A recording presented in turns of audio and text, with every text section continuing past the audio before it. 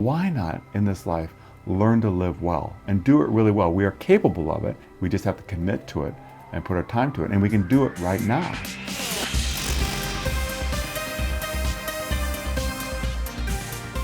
Welcome back. It's Mike Hill and you're watching Futurists.world, your home for big ideas about the future that help you prepare for a better tomorrow. So today you're in for a treat, and get ready to feel the joy because we're sitting down with an amazing human, the world's preeminent happiness expert, Dr. Robert Puff, on the future of happiness. We dropped in on Dr. Puff at his office in Newport Beach in sunny Southern California. Dr. Puff is that mentor everyone needs, and I discovered him through his super popular happiness podcast on Spotify and iTunes. It's made a huge impact on my life. Doc Puff has authored 13 books, including several bestsellers, such as Finding Our Happiness Flow. He's a graduate of Northwestern and Princeton and Fuller graduate schools. He's an internationally renowned clinical psychologist who approaches life with a holistic attitude. And for over 30 years, he has been successfully helping people find peace and success in their lives, including literally millions online. So if you've ever wondered what it takes to lead a peaceful, happy life, it's a very good day.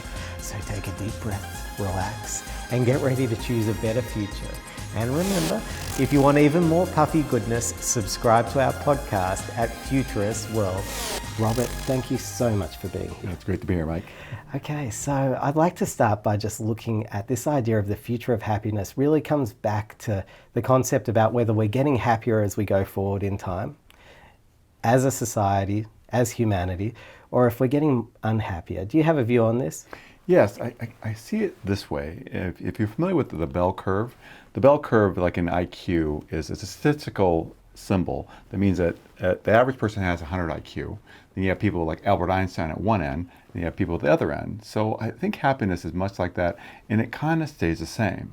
And what I see is that, yes, there are people getting happier because there's so many more tools available, but there's also tools available that make us unhappy. So whatever I use an analogy that whatever we eat, our bodies become, right? The same way mentally, whatever we take in mentally affects us. So there's awesome things out there that can really shape us in good ways, but everything shapes us. So if we spend a lot of time listening to negativity, things that are not good for our soul, or like materialism, I think is another one that catches a lot of people. A lot of people, now that we have more, they want more because the advertisement agency is kind of constantly saying, have more, and you'll be happy. But that leads to a sense of want, and that leads to a sense of, I'm not happy with what I have now, I'm discontent. So I think we're going to see both. We're going to definitely see people really thriving in the future and see people not thriving in the future, both and. One thing I really struggle with is the daily news cycle. It really gets me down seeing the news. And I think this really kicked off for me when 9/11 happened. And I remember just watching repeats of that tragedy over and over and over again. And I feel like there's an element of trauma in my life from everything that I witness in the news. Do you see that as well? Yeah, I think again it gets back to, I like this analogy, I like images. Think in many ways we're like a 5,000 gallon acrylic water tank, and when we're born we're crystal clear. And at one end we have a tube coming in, and at one end we have a tube going out. So throughout our life, stuff comes in. If it's good stuff, positive stuff, healthy stuff, the water stays crystal clear. But if it ends up being dark like that, dark images, that tends to darken the water. And with time, we almost get accustomed to it. So when more dark stuff comes in, we don't even notice it.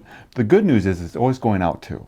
So what we can do is we begin to change and say, I'm going to really start surrounding myself with mostly positive, and then try to stay away from the negative. What you'll find is that will begin to change, because what we tend to do, we tend to steep ourselves, as you would say, like when bad events happen, we watch them over and over again.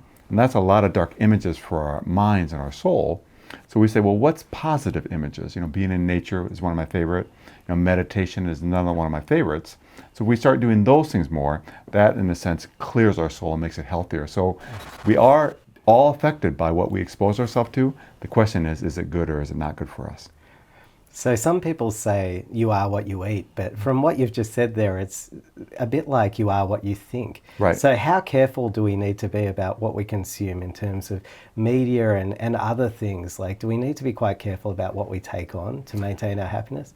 Well, it's going to matter, but I think the good thing about the mind is that's different than eating. We are what we eat, but with thoughts, it's how we let them in. It's what we do with them. Well, like, for example, I'm a clinical psychologist by trade, and I've been doing it for 30 years. And for 30 years, people would think, well, you must hear a lot of dark stories. I hear lots of dark stories, as you can imagine. And yet, I love what I do. I'm very positive about it. I plan on doing it for another 30 years if possible. The way I'm doing that is because I filter what comes in. So we have to be careful about what we watch. So if we watch the news, one, we don't need to watch it over and over again. We can pick up so much in 5 minutes of what's happening in the world. And then we say, okay, but when we see something, can we make it so it isn't turning into something negative? Because that's what our minds do. Our minds can make it negative, it can make it positive, and the ultimate goal is to work towards making your mind more quiet and peaceful. So we can't get away from, like, going to the mall, for example, and someone is rude. We can fight them back, or we can go to the mall and someone is rude to us. We can say, they're probably having a bad day. I don't necessarily need to take this with me. So the great thing about our mind is, it's what we do with it. What are we letting in, and how are we interpreting it? Great.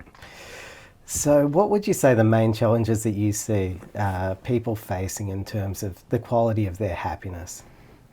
Well, I would say it really is going to boil down to kind of one thing. In life, life changes. We have good things that happen and we want to hang on to those, and we have bad things that happen and we want to push them away. But in the process of doing that, the process of grasping, of attaching on the good things, and in a sense attaching to or pushing away the bad things, we suffer. And that's what causes us to suffer. It isn't what's happening in life. It's a sense of, I want this to stay the same. If I have something good happening, I'm going to say this needs to keep happening. And if something bad happening, we're going to say, go away, go away, go away. And that sense of fighting and grasping and pushing and grasping, that's what causes us to suffer. So a better way to go through life, it's harder, but a better way to go through life is to flow with life. So again, you get up in the morning and maybe you wake up with a headache. You say, I don't like that I have headaches, but I'm going to see if I can do anything about this. Maybe have a glass of water, take some aspirin, and it didn't get better, but there's lots of things in my life that are going on right now. I don't have to give my focus on my headache. The same thing can be true, and it will pass. But the same thing can be true if something positive happens. It's your birthday, and all your friends come over. It's awesome. And then the next day you wake up, and it's a new day.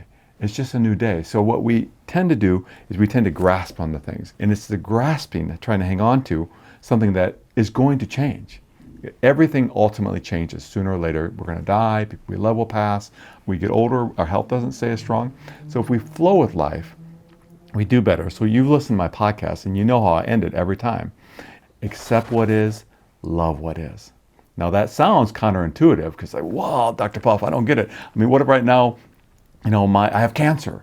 Of course, you can proactively do things about things. You know that. I always say, proactively, can I do something about this? Absolutely. But when you can't, when right now we can't do anything about it, then we just flow with life and we accept what is and ultimately love what is. And so when life throws us things, instead of being so upset, we just say, I'm going to make this work.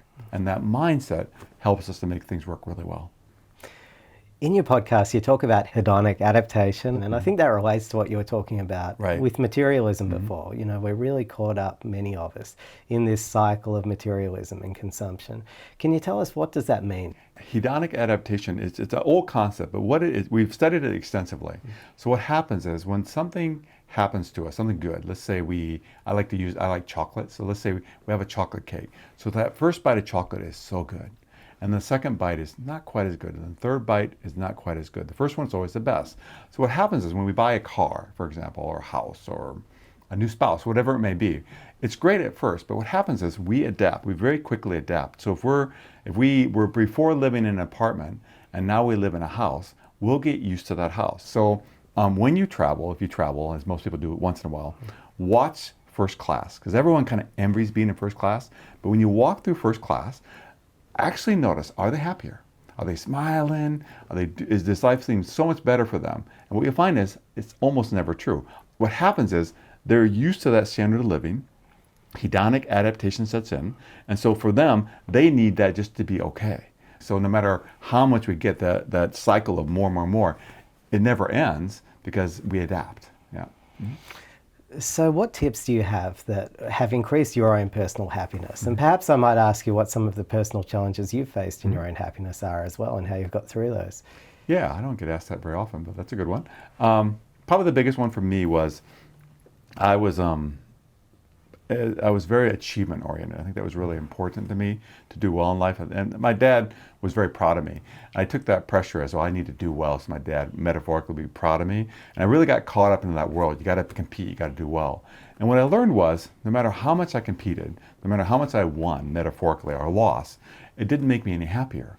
And what I learned was, all I have to do is live well one day at a time, ultimately one moment at a time, and that creates a really beautiful life. So I started traveling the world and meeting people that I thought were just doing astonishing in life. And it really had nothing to do with how successful they were. It had to do so much with what they did in their mind.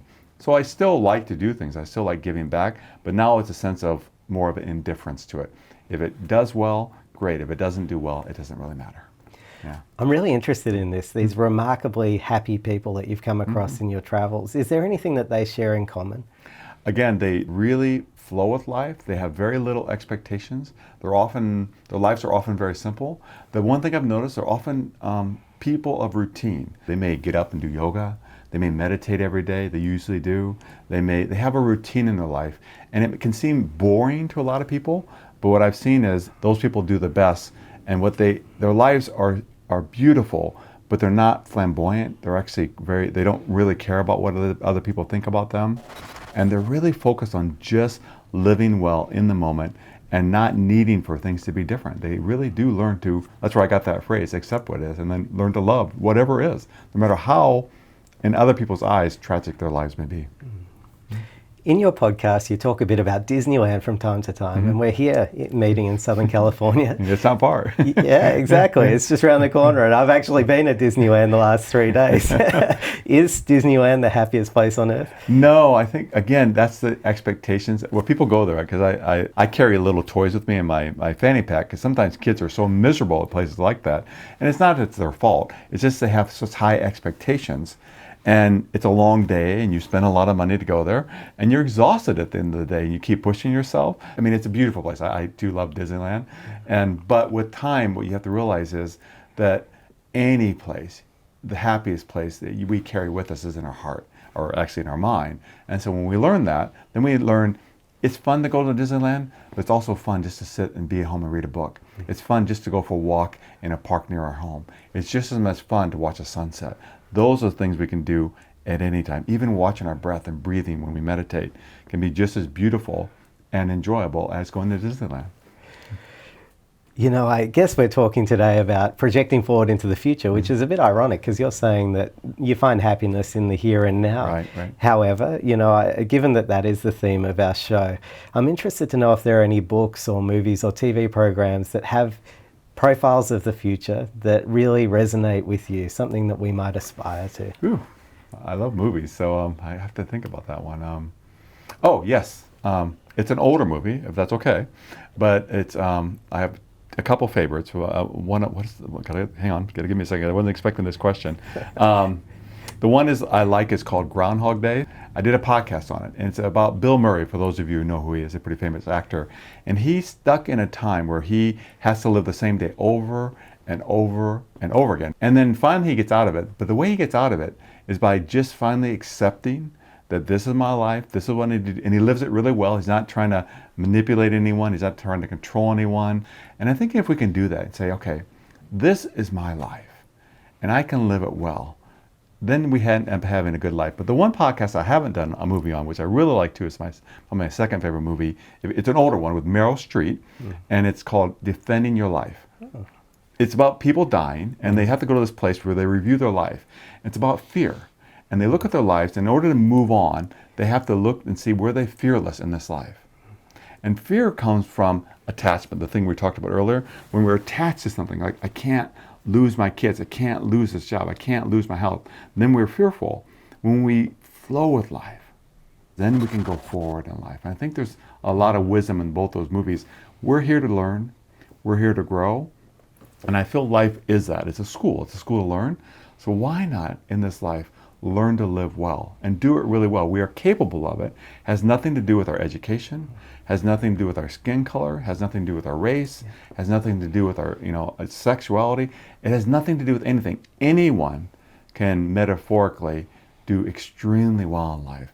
We just have to commit to it and put our time to it, and we can do it right now. So I believe that the future will give the opportunity, instead of maybe a few people in the past being the wise sages, any of us can be. And we truly can be. The tools are there. We just have to implement them. Oh, I love what you're saying, and I wish our leaders did more of this. Yeah. Life is so full of distractions now, particularly with devices and emails and text messages chasing us around non-stop. Right. But you're talking about switching off and taking some time out every day. Every day. I meditate an hour and a half every day. I'm going on this Saturday. I'm leaving for a week retreat to go on retreat by myself in silence. So I recommend doing that. And that's a lot, I know, for people, but taking time to be still. Oh, it's so stressful too, being always on all the time. Yeah. So for those of us who are in that cycle, and there'll be many of us watching, what's the first step? Because I think meditation, sometimes there's a bit of a barrier that has to be overcome. Right. So how do we overcome that barrier? How do we try it out? Well, first thing I recommend, I love the story of the tortoise and the hare. So I really believe this is true. After helping people change for 30 years, always be the tortoise. The tortoises really win the race of life. So start simple. Simple as, I'm at my lunch, I'm gonna put my cup down, I'm gonna put my food down, and I'm just gonna take a breath for a few minutes. Or maybe maybe every time I take a bite, I'll put the food down. When I get home at night, instead of turning the TV on, I won't turn it on. Maybe I'll put on some beautiful music and just sit and listen to it. And those subtle little things start creating change. So don't expect to go to a Himalayan cave and isolate yourself, but say, can I make small, it can be as simple as you go to a stoplight and you just breathe. And then with time, you realize they always work, they're always good for us, and you'll start doing more of them. It's like the tortoise will become faster and faster because they'll get used to it. And with time, we can become very emotionally healthy. Yeah. Wow. So your profile of the future feels like it has many people taking more time outs rather than a future that many of us see in the movies, which is like even more technology, even more plugged in. I think there'll be both. I think they're going to be both there. Okay. I think they're going to be people plugged in all the time, and they're going to be people that are very quiet. Wow, fantastic. Thanks for being so generous today with your insights. One thing that really stuck with me is the hedonic adaptation. It's a concept that I wasn't familiar with, but I see it manifesting itself in our everyday lives all the time. Yeah. So for you, Robert, where do you see the future of happiness being? I think it's a personal one. So realize that it's something that we can all have, and there's only one. This is the good news and this is the bad news. The bad news is if people are having a bad day or a bad life, it's their responsibility. But the good news is that it's also our responsibility to have an awesome life. So nothing can keep us from that. Nothing can keep us from that. No matter how dire our situations is. I can give you stories that would curl your hair, and yet people have turned out beautifully. So we can have beautiful lives, but we have to be the ones that proactively make that happen. No one else. And that will be, I think, to the listeners, that's what will be really important, is they take that challenge on and say, I am going to slowly begin to change my life. And 5% is not much of a change, but 5% and then 5% again and 5% again. After 20 times, you've changed 100%. So little changes, like with the tortoise, turn into great changes with time. Thank you so much. My Robert. pleasure. Thank you. And that's a wrap on the future of happiness with Dr. Robert Plaff. So glad you're here today. But before you go, I could do with a helping hand. The purpose of this series is to move humanity forward, think better and act smarter in the future. So we'd love to know what made the biggest impression on you from today's conversation. Was it the reflections on dark images, embracing change in the flow of our everyday lives, or hedonic adaptation? The best conversations happen right now, so please get involved, share the love, and leave a comment below. And another great place to join the conversation and find more illuminating content is at Futurists.world. And when you're there, be sure to sign up for access to exclusive content and awesome giveaways, including Dr. Puff's latest book. You can find us on all the usual social media platforms through the links below. And thanks again for joining us. The future is out there. See you next time on Futurists.world.